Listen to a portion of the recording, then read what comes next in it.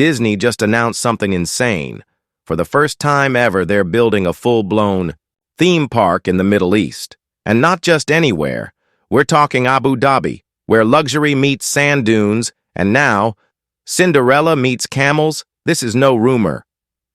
On May 7th, 2025, Disney confirmed what fans have been whispering about for years.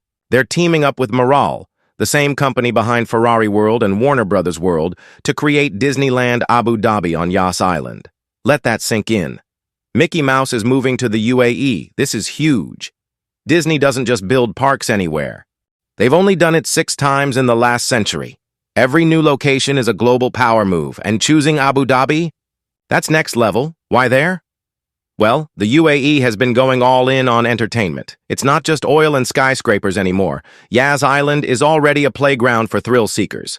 Add Disney to that mix, and boom, you've got a tourism supernova. But this isn't just about another theme park. Oh no. This is about a new kind of Disneyland, one that blends classic Disney magic with local stories, architecture, and culture. Word is, this park will be completely custom. Imagine an Agrabah land straight out of Aladdin with actual bazaars and lantern-lit rides, a desert kingdom zone, maybe even new characters inspired by Gulf folklore. You'll still get your classic princesses and rides, but reimagined through a Middle Eastern lens. It's not just inclusive, it's immersive, and Disney isn't just dropping in and doing whatever they want. They're working with cultural experts to make sure everything, from the design to the food to the performances, respects the traditions and values of the region. So yes, Mickey will be halal. Think about the opportunities here. For the first time, millions of fans across the Middle East, South Asia, and Africa will have a Disney park right next door. That's game-changing. No more long-haul flights just to see Cinderella's castle. This is Disney on your doorstep. Now the big question. When? Construction is expected to take 5 years, with a grand opening around 2030, which perfectly lines up with the UAE's Vision 2030 plans. The countdown has officially begun, and you know what? This isn't just good news for fans. It's a smart move for Disney. With streaming struggles, theme park saturation in the US, and intense competition globally, this is how they keep the magic alive. By thinking bigger, by going bolder. It's not just a park, it's a message that Disney dreams don't belong to one country or one culture. They belong to everyone. So yeah, Disneyland Abu Dhabi is coming. And it's not just going to be hot because it's in the desert. It's going to be fire. What do you want to see in the park? A dune buggy version of Space Mountain? Halal churros? Jasmine riding a flying carpet over real sand dunes? Now, imagine the visuals. We're not talking about a copy-paste of Disneyland Paris or Florida. This park is rumored to be architecturally stunning, drawing from traditional Middle Eastern design.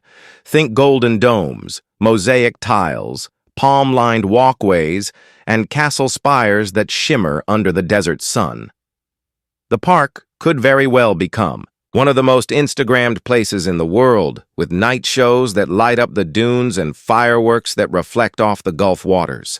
It's not just a theme park, it's a sensory experience built to make your jaw drop the moment you walk in. And it's not just about rides and snacks, it's about storytelling on a whole new level.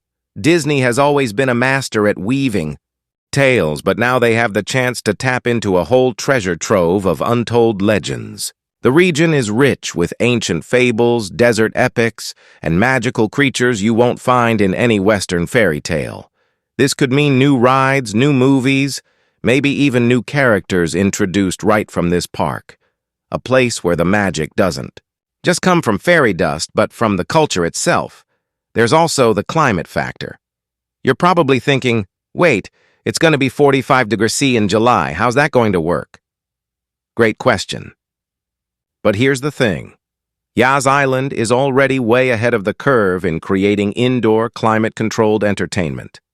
Warner Brothers World Abu Dhabi is entirely indoors, and it's one of the best theme parks on Earth. Rumors suggest large Parts of Disneyland Abu Dhabi might be shaded, cooled, or even partially enclosed. Imagine a space mountain in the middle of a sandstorm, inside a dome. Disney's not going to let the weather ruin the fantasy. If anyone can turn the desert into a dreamland, it's them. And don't forget the economic and cultural ripple effect this park will create. Thousands of jobs, designers, builders, performers, hospitality workers, small local businesses will thrive. The tourism industry will skyrocket. Airlines, hotels, food vendors, everyone benefits. And even more importantly, this park becomes a bridge, a meeting point where global guests and local traditions coexist, where Mickey shakes hands with Middle Eastern legends, and where people from totally different backgrounds find common ground, literally and emotionally, through the power of shared wonder. Finally, think about the legacy. Disneyland Abu Dhabi could inspire an entirely new generation of creators, artists, animators, storytellers, and dreamers. Kids growing up in the region will visit this park and think, this is ours. They'll see themselves in the stories, in the food, in the faces of the performers. And maybe one day they'll grow up to be the next Imagineers, shaping the future of Disney not just in Abu Dhabi but around the world. That's the real magic, not just building castles in the sand, but building dreams that last forever. And let's talk about merch, because you know Disney doesn't play when it comes to exclusive collectibles. Imagine limited edition Mickey and Minnie dressed in Emirati attire. Aladdin-inspired abayas and thobes, camel plushies wearing mouse ears, Ramadan-themed Disney pins. Even the merch is going to be a cultural crossover masterpiece. People won't just visit the park. They'll wear the park. And if we know anything about Disney superfans, these items are going to sell out before you can say bibbidi-bobbidi-boom. Foodies, listen up, because the food scene might steal the entire show. Classic Disney snacks are getting a regional remix.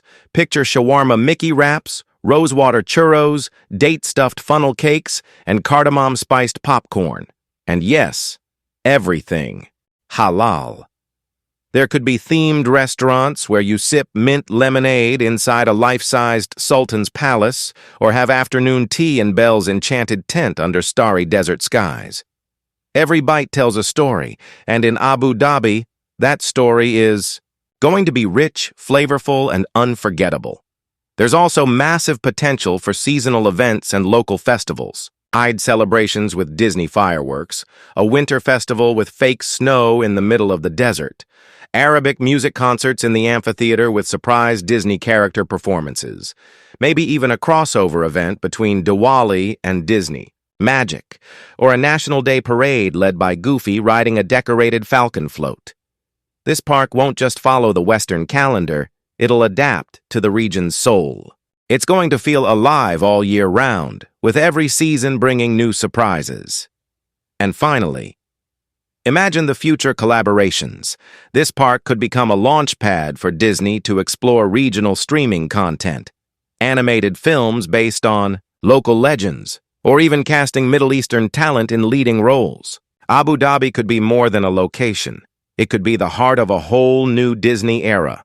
A place where the storytelling doesn't just come from Burbank, but from Cairo, Riyadh, Muscat, and beyond.